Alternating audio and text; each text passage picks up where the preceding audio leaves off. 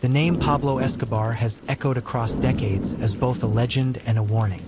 To some, he was a modern-day Robin Hood, a man who built schools, handed out cash, and helped the poor in Medellín, Colombia. To others, he was a ruthless narco-terrorist whose empire left rivers of blood, a man responsible for the deaths of tens of thousands, including judges, politicians, police officers, and innocent civilians. His name alone could strike fear into governments. But behind the myths, the movies, and the pop culture fascination lies a darker truth, one finally being revealed in full. Before we open up the full story, make sure you subscribe to the channel. Hit the bell icon so you never miss when we uncover the darkest stories hidden behind ordinary faces. Pablo Escobar was born in 1949, the son of a farmer and a schoolteacher. He grew up in a Colombia that was already deeply divided, plagued by inequality and political violence. From a young age, Escobar was ambitious, restless, and unwilling to accept a life of poverty. He dabbled in petty crime, stealing gravestones, smuggling cigarettes, running small-time scams. But by his 20s, he discovered the trade that would make him a billionaire: cocaine. At the time, cocaine was still a niche drug in the United States, but demand was growing fast. Escobar saw an opportunity not just to make money, but to build an empire. By the late 1970s, Escobar's Medellín Cartel had grown into the most powerful drug trafficking organization in the world. At the height of its operations, his cartel supplied more than 80% of the cocaine entering the United States. Reports say the cartel was smuggling up to 15 tons of cocaine every single day, raking in hundreds of millions of dollars a week. Escobar's personal fortune ballooned to an estimated $30 billion, making him one of the richest men alive. But the money wasn't the whole story. Escobar wielded power with a combination of generosity and brutality. In Medellín, he poured money into poor neighborhoods. He built soccer fields, schools, and housing projects. Families who had been forgotten by the government suddenly found themselves receiving cash, jobs, and protection. For the poor, Escobar became a kind of saint, a savior who stood up against the elite.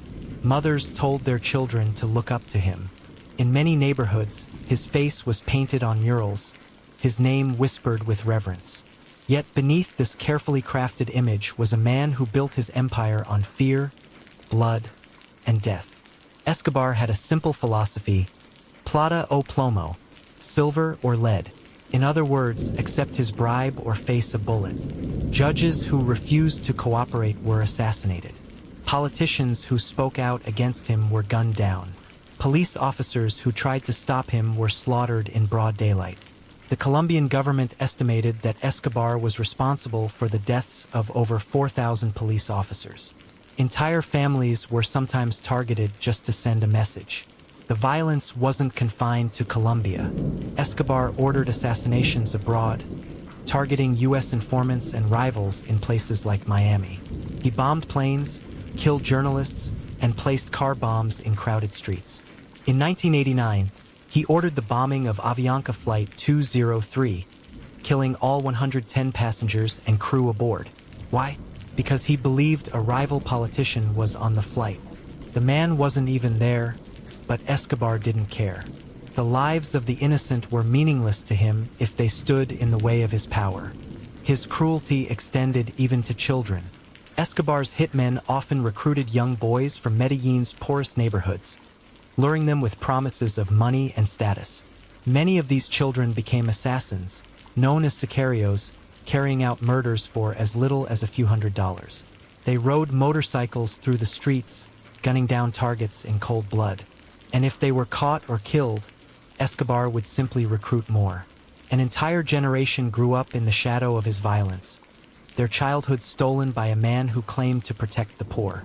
One of the darkest truths about Escobar is the scale of his corruption. He didn't just bribe a few officials, he essentially bought entire governments. In the 1980s, Colombia's political system was rotting under his influence. Senators, police chiefs, judges, many were on his payroll. Escobar even managed to get himself elected to the Colombian Congress in 1982. There he stood in a suit, shaking hands, pretending to be a respectable politician, all while running the world's largest drug empire from behind the scenes. It was a level of hypocrisy and audacity that stunned the world.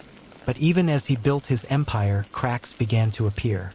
The United States was pressuring Colombia to crack down on drug trafficking. Escobar's enemies grew within the country, including rival cartels like the Cali cartel and paramilitary groups.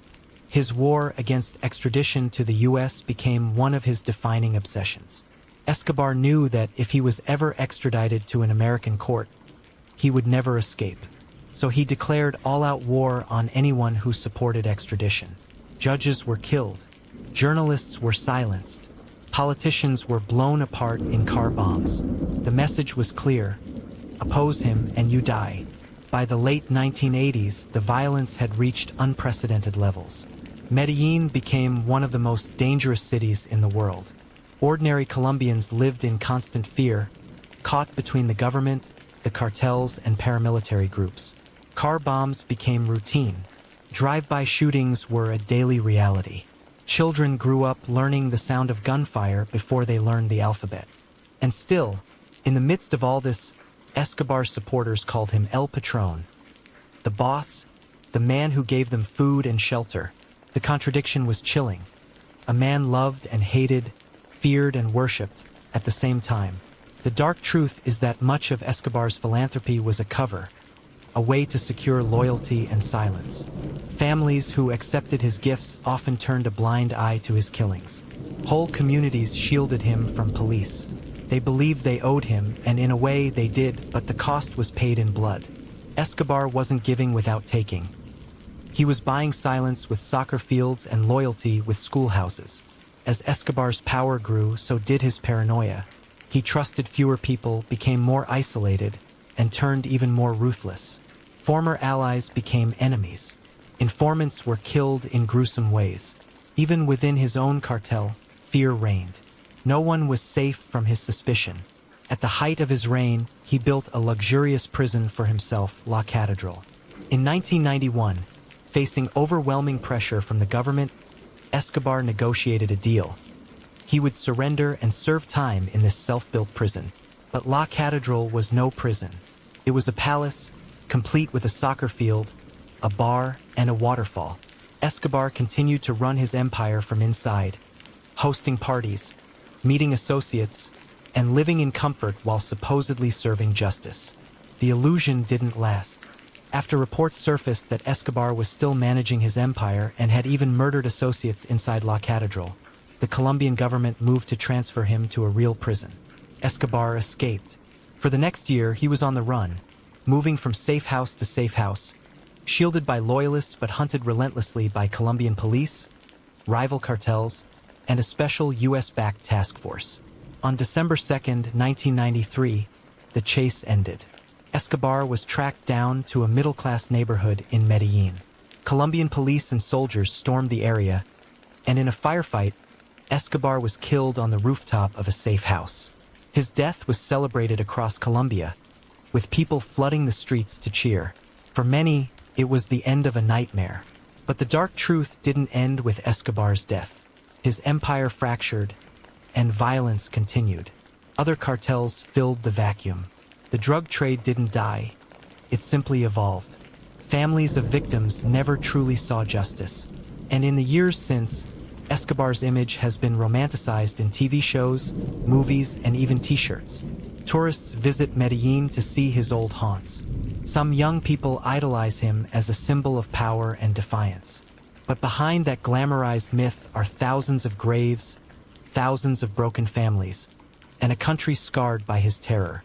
Even today, survivors tell stories of the loved ones they lost.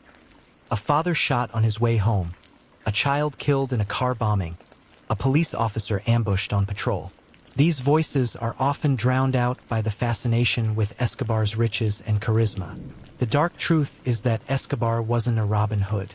He wasn't a folk hero. He was a man who built an empire on blood and fear, who gave with one hand and destroyed with the other.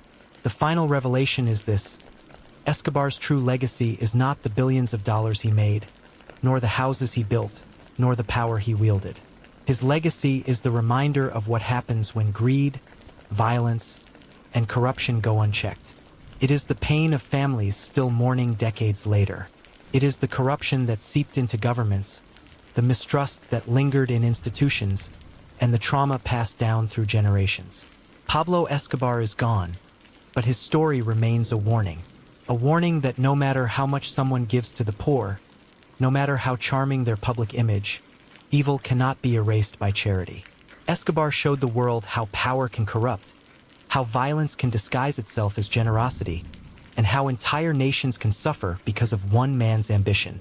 So the next time his name comes up in conversation, or you see his face on a TV show glamorized as a genius outlaw, remember the dark truth. Remember the bombings, the assassinations, the broken families, the generations of children robbed of peace. Remember that behind the myth was a man who turned kindness into a weapon and power into a tool of terror. If you found this story eye-opening and want to hear more true crime stories that reveal the truths behind infamous figures, make sure you subscribe to the channel. Hit the bell icon so you never miss when we uncover the darkest stories hidden behind ordinary faces. Because sometimes the most dangerous people are the ones who know how to smile as they destroy everything around them.